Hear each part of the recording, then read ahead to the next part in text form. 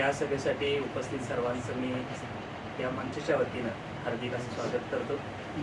आजच्या सभेमध्ये आपण कुमार विद्या मंदिर कुरुंदवाड नंबर 3 या शाळेचे मुख्याध्यापक, ज्या शाळेनं तालुका, जिल्हा आणि आता विभागामध्ये माझी शाळा स्वच्छ सुंदर शाळा या योजनेमध्ये पहिला क्रमांक मिळवलेला. नुकतीच राज्याची कमिटी आणि आम्हाला असा विश्वास वाटतो की राज्यातही आपला नंबर बसणार आहे. या मंचाच्या वतीनं सरांचा सत्कार करणं आणि यांचं व्याख्यान या निमित्तानं आपण ऐकायचं आहे. प्रथम सर्वांना नमस्कार.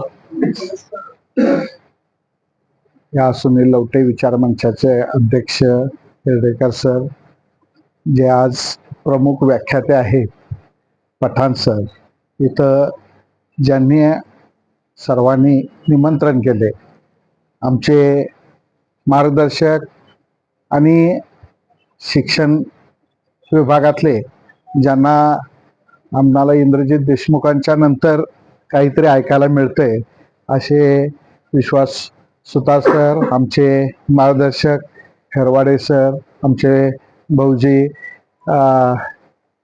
सरगर सर, त्याचबरोबर आमचे मित्र दीपक जगदाळे सर, संदीप फाळके सर, सर्व माळी सर, सगळेच मित्रमंडळी, सर्वांना मी नमस्कार करतो.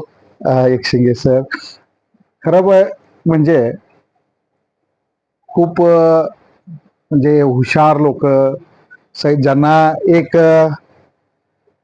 अभ्यासाचा, ग्रंथाचा काहीतरी बैठक आहे, अशा लोकांपुढं मला बोलायला लागतंय, हे थोडंसं दबाव माझ्यावर आहे. मी प्राथमिक शिक्षक, मुलांपुढं अगदी छान बोलतो, शिक्षकांपुढं ही मी बोलतो, परंतु विचारवंतांपुढं बोलण्याचं आज हे तुम्ही सर्वांनी एक योग आणलेला आहे. तसं पाहायला गेलं तर मी त्या शाळेत गेलो ते अतिशय म्हणजे अपघाती गेलो. अपघाती याचा अर्थ काय की बदल्या सगळ्या झालेल्या होत्या आणि त्या शाळेत माझा मुलगा होता. आम्ही एक तत्व पाळलेलं की आपण ज्या शाळेत जिल्हा परिषदमध्ये शिकवतो तिथंच आपली मुलं शिकली पाहिजेत. आणि आमची दोन्ही मुलं मी 7वी पर्यंत जिल्हा परिषद शाळेमध्ये शिकवली आणि त्यावेळेला मुलगा आमचा 3रीला होता आणि 3रीला होता मात्र ती शाळा मोडलेली होती. म्हणजे 35 पण पट राहिलेला नव्हता. ऍक्च्युली कागदावर 35 होता, तिथं 25-27 मुलं येत होती, बाकीचे दाखले दुसऱ्या शाळेत होते आणि अशी अवस्था होती. आणि त्यामुळं सगळे शिक्षक बदली करून गेले. हे मोडणार आहे. जागा नगरपालिकेच्या गणपती मंदिरला लागून नगरपालिकेची इमारत कुरुंदवाडला आहे, ब्राह्मणपुरीत, ती जागा होती. त्या नगरपालिकेने सुद्धा शाळा मोडणार आहे हे गृहीत धरून त्या वर्षी डीएड कॉलेजला द्यायचा ठराव केलेला होता, जागा बंद करायची ही शाळा.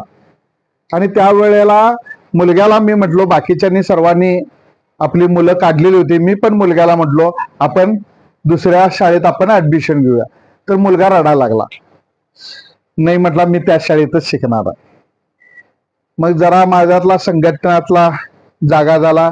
गट शिक्षणाधिकारी केबिन मध्ये पंचायत समितीची मीटिंग, बैठक चालू होती आणि त्या बैठकीत जाऊन म्हणजे साहेब लवकर येणार, आत मीटिंग मध्ये गेलो आणि मी विचारलं की साहेब त्या शाळेवर शिक्षक देणार आहे का नाही. तर त्यावेळेला सर्जेराव शिंदे म्हणून सभापती होते पंचायत समितीचे, त्यांना थोडस वाईट वाटलं की एक शिक्षक येतोय, आमच्या सभागृह चालू आहे आणि या सभागृहामध्ये एका आपल्या अधिकाऱ्यांना तो प्रश्न सगळ्यांच्या देखत विचारतोय, हे काही बरोबर नाही, हा काहीतरी प्रोटोकॉल चुकतोय. आणि त्यामुळं मला त्यांनी विचारले, तुम्ही असं काय हे करताय, इथं तुम्ही शिक्षक आहात आणि अधिकाऱ्यांना असं कसं काय बोलता. त्यावेळेला म्हटलं साहेब अधिकारी कशासाठी, शाळा वाचवायला आहेत काय मोडायला आहेत, इथं कोण शिक्षकच टाकलेला नाही, हे केलेलं नाही. मग त्यांनी वस्तुस्थिती जाणली तर त्या शाळेत कोणी जेवढे अर्ज होते त्यातला कोणी मागणी केली नव्हती, कारण शाळा मोडणारच आहे म्हणून कोणी मागणी केलेली नव्हती. मग तिथं कोणी मागणीच केली नाही तर जाणार कसं, मग जाणार आहे का तुम्ही. मग मी म्हटलो मी काही नको, कारण मी त्यावेळेला बँकेला डायरेक्टर होतो, शिरोळातच माझी सर्व्हिस लावतो. संघटनेत पण तालुका अध्यक्ष असल्यामुळे पंचायत समिती पण जवळ होती लोकांच्या संपर्काला, आणि माझ्या दृष्टीनं माझ्या या शिक्षक करिअरच्या दृष्टीनं ते योग्य होतं. त्यामुळे मी त्यांना म्हटलं की मी सुईत आहे, मी काही जात नाही, असं बोलायचं नाही म्हटले नुसतं वाळलं. तुम्ही सरळ जाणार असला तर मी आज ऑर्डर काढायला लावतो, बदल्या सगळ्या झालेल्या आहेत तरी सुद्धा काढायला लावतो.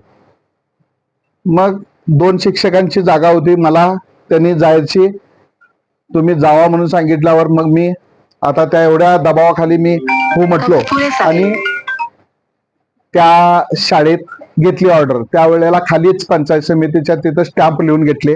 स्टॅम्पवर लिहून घेतले की जर शाळा टिकली नाही तर माझी शाहूवाडी किंवा चंदगडला बदलीनं मी जायला तयार आहे, शाळा टिकवायची जबाबदारी तुमची, एवढं आलाय की नाही. मग तसं स्टॅम्प सगळ्यांच्या देखत लिहून घेतला पंचायत समितीच्या मीटिंग मध्ये आणि शाळेकडे गेलो. शाळेला गेलो, ती तारीख होती कारण बदल्या सगळ्या झालेल्या होत्या 12 जुलै. शाळा चालू होती कधी ऍक्च्युली 15 जून, पण आमच्या कुरुंदवाडला शाळा चालू होती की तिला 1 जूनला. कारण का की महापूर 2005चा येऊन गेलेला होता, 2007-8 सालची गोष्ट, आणि महापूर आल्यामुळं पुढं 10-15 दिवस शाळा बंद पडत्या, त्यामुळे आधी शाळा चालू केलेल्या होत्या सगळ्या. त्यामुळे शाळा चालू होऊन जवळजवळ 1.5 महिने होत आलेले होते. त्यामुळे सगळी मुलं गेलेली होती दुसऱ्या शाळेत, आता ऍक्च्युली कोण नव्हते. मग आम्ही जे गेलेली मुलं आहेत त्यांच्या घरला गेलो, हे केलो. त्यावेळेला घरात गेल्यानंतर सगळ्यांनी सांगितले की त्या शाळेत काय तुम्ही कधी पालक मिटिंग घेत नाही, कधी तुमचं गॅदरिंग नसते, तुमचं हे नसतंय, अशा बऱ्याचशा गोष्टी ऐकायला मिळाल्या. त्यांना सांगितलं मी गावातलाच आहे, माझ्यावर विश्वास ठेवा, तुमच्या मुलाचा घाला. अशा पद्धतीनं थोडीफार मुलं आली, थोडीफार विश्वास ठेवली, थोडीफार विश्वास ठेवले नाहीत, आणि आम्ही शाळेत चालू केलं काम. सकाळी 8 ते रात्री 8 मी फोन बंद केला, शिक्षकांचं राजकारण पण मी बऱ्यापैकी बंद केलं आणि आमच्या शाळेसाठी काम केलं. सकाळी 8 ते 8 पहिल्यांदा सगळ्यात महत्वाचं केला की पांढरा शर्ट खाकी चड्डी, सकाळीचे शर्ट घाण एवढे व्हायचे मुलांचे, आणि संध्याकाळी जाताना खिसा फाटलेला हे ते आणि शिव्या देत जायचे. खडू असला तर गल्लीत कुणाच्या पण घरावर लिहायचे. त्यामुळे गल्ली सुद्धा देव पाण्यात ठेवलेली की ही शाळा कधी बंद पडतात, अशा पद्धतीने गल्लीला सुद्धा वाटलेलं होतं. मग आम्ही त्यात पहिल्यांदा शिस्त आणायचा प्रयत्न केला की शाळेत शिस्त आणायचं. मुलांचे ड्रेस बदलले, जे ड्रेस मुलांचे होते तेच शिक्षकांनी केले, निळा चौकडा शिक्षकांनी पण आणि मुलांनी पण तोच ड्रेस केला. आणि मग आम्ही एक वाटचाल म्हणजे 120 रुपयाला त्यावेळेला शर्ट मिळाला. आम्हीच मुलं कमी होती त्यामुळे थोडे पैसे घालायला आम्हाला काय वाटले नाहीत. मुलांना ड्रेस घातले, त्यानंतर चालू केलं. कुठंही आम्ही बोर्ड लावले नाहीत, काय नाहीत. कम्प्लीट काम चालू झालं. त्या वर्षी आम्ही एवढं झोकून देऊन काम केलं की त्या वर्षी 2 मुलं स्कॉलरशिपला आली. म्हणजे मुलं काय बाद नसतात, मुलं चांगलीच असतात, आणि बाकीचेही चांगल्या पद्धतीचे काही रिझल्ट सगळे आले. सांस्कृतिक स्पर्धेत सुद्धा आम्ही जिल्हा स्तरावर गेलो, हे केलो. ह्या सगळ्या गोष्टी झाल्या. पुढच्या वर्षी पण आम्हाला काही लोकांच्या चर्चा चालू झाली आणि थोडे पट वाढले. 52 झाला, लगेच 81 झाला. दुसऱ्या वर्षी म्हणजे 81 पट झाला. 81 पट झाल्यावर आम्हाला शिक्षक मिळाले. मुख्याध्यापक पात्र 7वी पर्यंत शाळा असेल तर पात्र मुख्याध्यापक मिळतोय. मग आमच्या इथं एक पात्र मुख्याध्यापक शिक्षकांची बदली आलासला त्यांची झालेली होती. तर मी तिथं गट शिक्षणाधिकारी जोशीलकर साहेब होते. जोशीलकर साहेबांना विनंती केली की साहेब म्हटलं ते आलासला दिला, त्यांना कुरुंदवाडला द्या, नाही त्यांचा अर्ज आणा. अर्ज मीच दिला आणि तिथे केला आणि त्यांची बदली करून आणली आमच्या शाळेत. ते म्हणायला लागले अहो माझी आलासला झाली होती बदली, इथं कसं काय झाली? साहेब तुम्ही काय काळजी करू नका भोई गुरुजी, तुम्ही या म्हटलो, तुम्ही फक्त वर्ग बघा आमचा, मी सगळं बघतो. ते आले वर्गात. आम्हाला शिक्षक पाहिजे होते. एक CRC त्यावेळेला एक सर्व शिक्षा अभियानचं हे होतं आणि CRC मेंबर होता. ते CRC मेंबरला सांगितलं की आम्ही सगळे मिळून संध्याकाळनंतर तुझी कामं करतो, तू शाळेत आमच्या शिकवायला ये. आणि तोही शिक्षक आम्हाला मदत करायला आला आणि मग आमच्या वर्गांना एक शिक्षक झाले. पहिल्यांदा आम्ही 2 वर्गांना 1 शिक्षक होतं, ते वर्गांना शिक्षक झाले.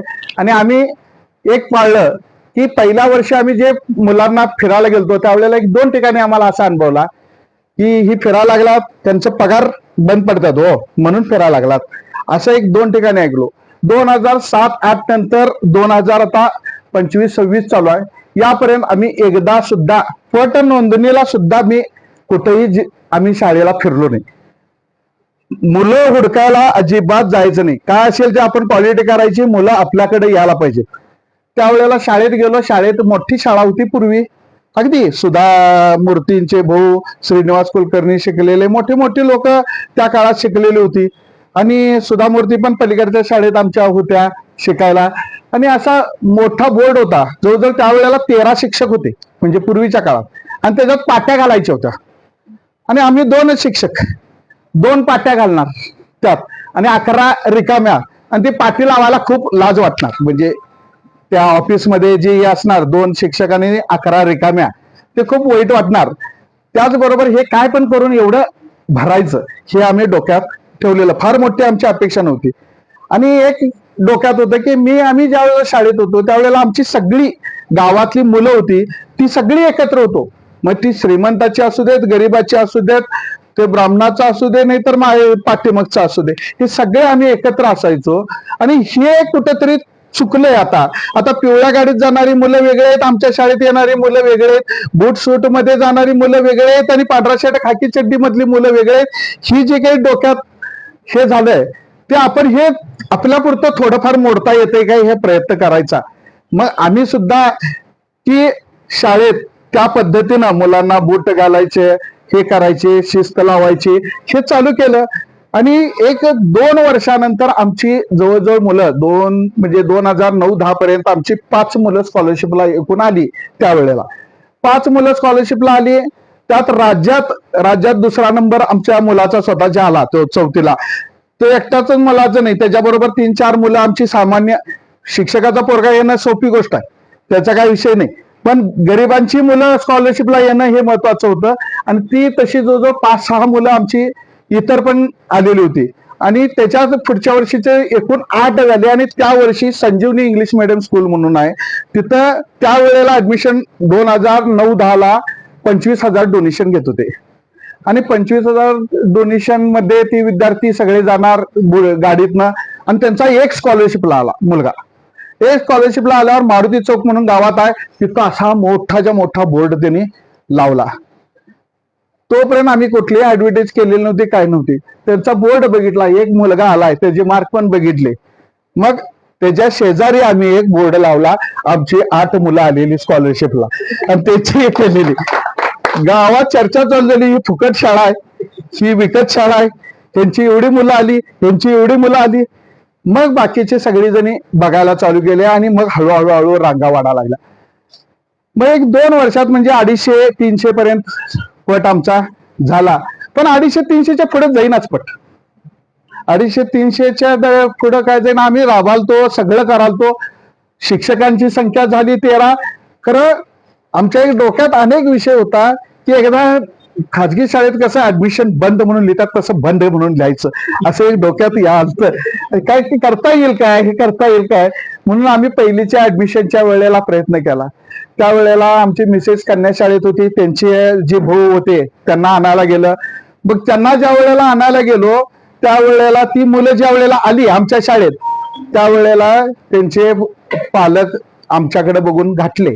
ते आमच्या मिसेसचं पण त्यांचं संबंध होते, चांगले शिकवणारे होते, त्यामुळे त्यांच्या ह्यांना पण पाठवले.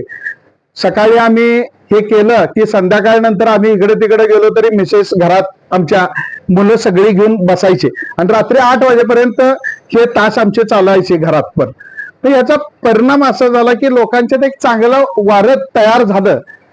पण पट वाढायच्या वेळेला जो मुलं आम्ही आणली ती लगेचच परत गेली. आम्ही विचार केला, परत त्यांच्या घरी गेलो तर ते म्हटले त्यांच्या मॅडम आलत्या सगळ्या, त्या जुन्या शाळेत ज्या त्या होत्या त्या पहिलीलाच आम्ही आणलेला, कारण ती नर्सरी LKG UKG ला होते ना त्यांच्याकडं. मग त्यांच्याकडं आम्ही शेंबूड काढायला, तुमचं घाण काढायला आम्ही, आणि जरा मोठा पोरगा घातला की तुम्ही तिकडे घालायला लागलाय असं म्हणून सांगितले. मग म्हटलं आमच्या वेळेला पहिलीला मुलगा 5 वर्ष झाला, 6 वर्ष झाला की यायचा. आता 5 वर्ष 6 वर्षाला कोण थांबत नाही, 3 वर्ष झाली की मुलाला शाळेत घालायला लागतोय. आणि आमच्याकडे बालवाडी ही पद्धत नाही. म्हणजे अंगणवाड्या होत्या त्या खेड्यात आहेत. कुरुंदवाड काय झालंय, आम्ही धड कुरुंदवाड शहरात आमची शाळा आणि गाव जिल्हा परिषदची शाळा. आता जिल्हा परिषद सदस्य 1 रुपये आम्हाला देऊ शकत नाहीत, कारण त्यांचा मतदारसंघ नाही. जिल्हा परिषद मतदारसंघात त्यांचा खर्च करावा लागतोय. नगरपालिका 1 रुपये आम्हाला देऊ शकत नाही. कारण का? कारण ती जिल्हा परिषदची शाळा, आणि जिल्हा परिषदच्या शाळा दोन्ही घरचा पाहुणा उपाशीत अशी आमची अवस्था. आणि मग अशा ह्याच्यामध्ये आम्ही ही शाळा आता करायची आहे, तर फंडचं लई विचार करत बसायचं नाही, पदरचं घालायचं आणि करायचं, अशा पद्धतीने केले. आम्हाला सर्व शिक्षा अभियान मधनं 8 खोल्या त्यावेळेला मिळाल्या. आणि आम्ही एक काळे म्हणून होते, ते वारले. त्यांचं एक मेडिकल दुकान पण आहे त्याच्या बरोबर समोर. मग तिथनं मी चाललो आणि त्या दिवशी पहिलीला पाट्या घेऊन एक छोटी गाडी, अशी पत्र्याचे पाट्या, असं हे त्याला प्लास्टिकचं कव्हर असलेले पत्र्याची पाट्या अशा आल्या. आणि त्या पाट्या आमच्या पट किती पहिलीला त्यावेळेला 10-12 पहिलीच्या मुलांना आलत्या, आणि 10-12 पाट्या घेऊन आम्ही चाललो. तर ते गुरुजी म्हटले, लावा त्या शाळा बांधालतो नाही आम्ही नवीन, त्या ह्याला बांधा म्हटली तोरण त्या पाट्याचं. पोरं आहेत काय शाळेत? खूप वाईट वाटलं की आमचेच गुरुजी रिटायर झालेले असं आम्हाला म्हणतात, शाळेत पोरं आहेत काय, तोरण बांधा त्या शाळेला. मात्र आज ते येतात शाळेत आणि म्हणतात खरोखर तुम्ही चांगलं केलंय म्हणून. पण त्यावेळेला ते मनात राहिलं. आम्ही शाळा बांधली, मुलं एवढी झाली की त्यांना परिपाठाला ह्याला त्याला जागा नाही. त्यावेळेला आमचे वडील वारले. वडिलांच्या स्मरणार्थ आम्ही एक वरचा 3रा मजला मी म्हणजे घरातला मी स्वतः बांधून दिला शाळेला. 3रा मजला म्हणजे परिपाठासाठी असं केला, मुलांना हॉल बांधला. परंतु मुलं जेवढी वाढायला लागली की त्यात आणि पार्टिशन केलं आणि त्यात वर्ग भरायला चालू झाले. म्हणजे त्या एका हॉलमध्ये 4 वर्ग लागले, ते पण पॅक झालं. मग गणपती मंदिरचे हे एक होतं नगरपालिकेची जागा, तिथं आम्ही भरले. तिथं 8 रूम झाल्या, तिथं पण पॅक झाला. त्यावेळेला आम्ही डोक्यात काय घेतलं, हे वाढायला काय लागल्या, कारण आम्ही पण बालवाडी चालू केली, लहान गट मोठा गट. मग शेजारच्या तिथं जे कवटेकुलन म्हणून होते, तिथले सदस्यांना त्यांनी उठवले, तिथल्या ज्या शाळेवर परिणाम व्हालता त्या शाळेचे. मग त्यांनी जाऊन तक्रार चालू केले. मल्लाप चौगले म्हणून एक सदस्य होते, ते कायम जिल्हा परिषदला येऊन ह्यांनी काय कुठल्या आधारावर बालवाडी काढलेली आहे, हे कशी काढलेली आहे. मग ते इन्क्वायरी लावायला लावले, हे करायला लावले. सगळ्या इन्क्वायऱ्या हे ते सगळ्या झाल्या. आम्ही शाळा पूर्वतयारी वर्ग म्हणून शाळा व्यवस्थापन काढले, हे केलंय. हे सगळं झाल्यावर ते पण थोडा दिवस थंड झालं. आम्ही काय कोणी फी घेत नव्हतो, काय नव्हतं, आमच्या पदरच्या ह्यानंच आम्ही करत होतो. त्यामुळं ते पण जास्त चाललं नाही, शाळा वाढतच राहिली. आणि मग आम्हाला धर्मशाळा म्हणून एक होती, जिथं घाण टाकायची, फक्त तिथं कोणीही माणूस जात नव्हता, अशा ठिकाणची जागा फक्त आम्हाला मिळाली. मग तिथलं आम्ही घाण काढायला चालू केली, सगळं केलं. तरी सुद्धा मला आनंद वाटतोय. एक MBBS डॉक्टर आहेत आमच्या इथं, ऋषिकेश कोकाटे, हे अशा मोठ्या डॉक्टरांची मुलं सुद्धा आमच्या शाळेमध्ये त्या घाणीत ते येऊन म्हणणार, सर खूप डास येतो शाळेत, खूप ही घाण आहे हो तिथं, हे येतोय. बघा म्हटलं, शिकायला आपण घातलोय काय, मी तरी काही अडचण नाही, मी सगळं आम्ही स्वच्छ केलं. पण तरी पण बाजूचा परिसर जो होता, तिथल्या शाळेचा परिसर ओके झाला आम्ही, परंतु त्याच्या बाजूचा जो परिसर होता तो थोडा घाण होता आणि तो थोडा हे होतं. त्या परिस्थितीत पत्र्यात मुलं बसायची. शेजारी आमच्या कुरुंदवाडमध्ये 20 शाळा आहेत, पर्याय नाही असं नाही. 20 शाळेमध्ये आमच्या शेजारी चंद्रकला बालक मंदिर म्हणून आहे, त्याने ते फडणवीस विद्या मंदिर ऐकाना 2.5 कोटी रुपये इमारतीचे बांधलेले आहेत. आणि अशी इमारत आहे, अशी एकदम पॉश, हे काय म्हणजे गोडावत शाळेत गेल्यानंतर जो अनुभव येतोय तो त्या शाळेत आहे. आणि अशा शाळेशी आमची टक्कर, आणि आम्ही बसायला लागलोय कुठं, पत्र्यामध्ये. परंतु लोकांनी सुद्धा क्वालिटीला महत्व दिलं त्या मुलाच्या ह्याला, आणि मुलांना तिथं आमच्या इथं घातले. अशा पद्धतीनं मुलं आली, वाढत गेली.